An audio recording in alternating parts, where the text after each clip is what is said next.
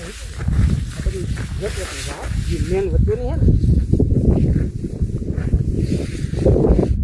દ્વારકાધીશ વાળા ખેડૂત મિત્રો, સીતારામ એગ્રીજેનેટિક્સ તેમજ રોહિણી સીડ્સમાંથી હું પ્રફુલભાઈ હિરપરા. આજે આપણે એક નવા પાકની મુલાકાતે આવ્યા છીએ. રોહિણી સીડ્સની જ આપણી આ વેરાયટી છે અને નવતર પ્રયોગ રૂપે આપણે અત્યારે ટ્રાયલ બેઝની અંદર આ વસ્તુનું વાવેતર કરેલું છે. જોકે સૌરાષ્ટ્ર ગુજરાત માટે તો આ વસ્તુ નવી જ છે, પરંતુ ભવિષ્યમાં આ ખેતી છે તે લાખોપતિની ખેતી થાય તેવું અત્યારે પ્રાથમિક અંદાજ મુજબ લાગી રહ્યું છે. ટ્રાયલ બેઝમાં પણ ખૂબ જ સુપરમાં સુપર ને સારામાં સારું પરફોર્મન્સ કરેલું છે. તો આપણે છીએ અત્યારે દેવભૂમિ જિલ્લાના ખંભાળિયા તાલુકાના ભાડસર ગામે. આપણા ડીલર મિત્ર છે નંદ એગ્રો ભાડસરથી જગદીશભાઈ. જય દ્વારકાધીશ. તો જે આ વસ્તુનું મિત્રો તમે જોઈ રહ્યા છો તે આ ખેતી છે તે ચિયા સીડની ખેતી છે અને અંદાજે ઘણા બધા વીઘાની અંદર આનું વાવેતર કરેલું છે, 12 વીઘાની આસપાસમાં. બિયારણની વાત કરીએ તો એપસ ઉપર ક્વોલિટીમાં આવશે. આપણે રોહિણી સીડ્સમાંથી તમને મળી જશે ભાઈના એગ્રોએથી. અને તમે પણ આ લાખોપતિની ખેતી છે એ ભવિષ્યમાં ખેડૂતોને લાખોપતિ બનાવી શકે છે. આપણે કલોંજી, ધાણા, જીરું ઘણી બધી ખેતી કરીએ છીએ, પરંતુ હવે સમય પ્રમાણે આપણે નવી ખેતી તરફ વળવું જોઈએ છે. કેમ કે બીજી જે આપણે વસ્તુઓ વાવીએ છીએ તે આપણી જમીનની અંદર હવે પ્રૂફ નથી થતી. જીરુંની અંદર સુકારો જોવા મળે છે, ધાણા ફેલ જાય છે, કલોંજી સારી થતી નથી. તો કંઈક નવી વસ્તુનો પ્રયોગ અને નવી માહિતી આપણે મેળવીએ જગદીશભાઈ પાસેથી. તો જગદીશભાઈ, આપણા રોહિણી સીડ્સની કઈ વેરાયટી ચિયા સીડની બ્લેક વાવેલી છે ને? બ્લેક ચિયા સીડની વાવેતર ચિયા સીડ. તો સંપૂર્ણ માહિતી આપણે હવે જગદીશભાઈ પાસેથી જ લેશું. શું ટ્રીટમેન્ટ કરેલી છે, ક્યારે વાવેલી છે, કેટલું પ્રોડક્શન મળે છે, માર્કેટ રેટ તેમનો શું હોય છે, સંપૂર્ણ જાણકારી આપણે વિડીયોની અંદર લેશું. તો ખાસ કરી અને નવી વસ્તુનું વાવેતર છે, નવો પ્રયોગ છે, તો બને ત્યાં સુધી તમારા જેટલા ખેડૂત મિત્રો હોય એટલા ખેડૂત મિત્રોમાં શેર કરજો. કેમ કે આંગળી ચીંધવાનું એમ કહેવાય છે કે પુણ્ય મળે છે. તો નવી ખેતી તરફ ખેડૂતો વળતા થાય અને વધુમાં વધુ કમાણી કરતા થાય, એ જ હંમેશા રોહિણી સીડ્સ હોય કે સીતારામ એગ્રીજેનેટિક્સ હોય કે પ્રફુલભાઈ હિરપરાનો એકમાત્ર આ ધ્યેય રહ્યો છે. તો જગદીશભાઈ, આપણે બ્લેક ચિયા સીડનું વાવેતર કર્યું છે ભાઈ, આપણે આનું ક્યારે વાવેતર કરવું જોઈએ જેથી કરીને ખેડૂતોને સારું પ્રોડક્શન મળે અને નિરોગી મળે? ઓક્ટોબરના એન્ડમાં અથવા નવેમ્બરની શરૂઆત. બરાબર. અને બીજી આપણે આ ચિયા સીડનો કેટલો રેટ જોઈએ 16 ગુઠાના વીઘામાં? 16 ગુઠાના વીઘામાં 600 થી 700 ગ્રામ. 600 થી 700 ગ્રામમાં સારું એવું વાવેતર. આમાં 600 ગ્રામ વાવેલું છે. અત્યારે આપણે જે ચિયા સીડ છે આ કેટલા દિવસના થયા છે? આ અત્યારે થયા છે પૂરેપૂરા 2 મહિના ને 1-2 દિવસમાં થયા.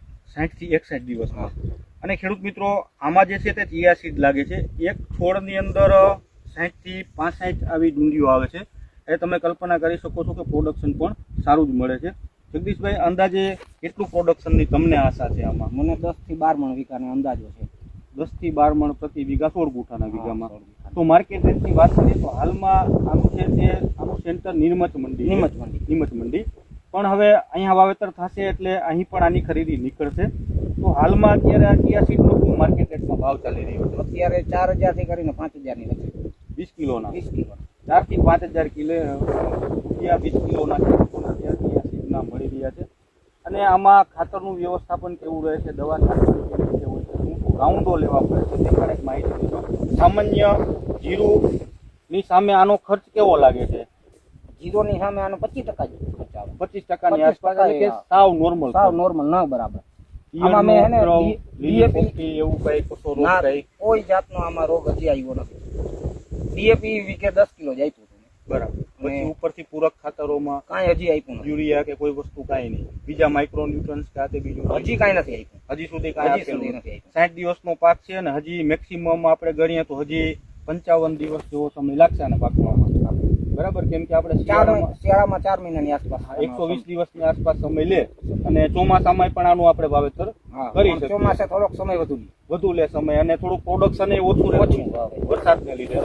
પરંતુ બેસ્ટ વાવણીનો જે સમય છે તે આપણે જગદીશભાઈએ કીધું એ જ સમય ચિયા સીડનો છે. તો તમારા વિસ્તારની અંદર, એટલે કે માનો કે દેવભૂમિ, દ્વારકા જિલ્લો, ખંભાળિયા તાલુકો કે ભાણવડ તાલુકો, આજુબાજુનો ટોટલ જે આ વિસ્તાર આપણે ગણી લઈએ તો તેમાં તમારે હવે ટ્રાય મારવાની જરૂર નથી. પ્રયોગ થઈ ચૂકેલો છે ચિયા સીડનો અને સારામાં સારું આખું ચિયાનું ફીલ્ડ ઊભું છે અંદાજે 12 વીઘાની આસપાસમાં.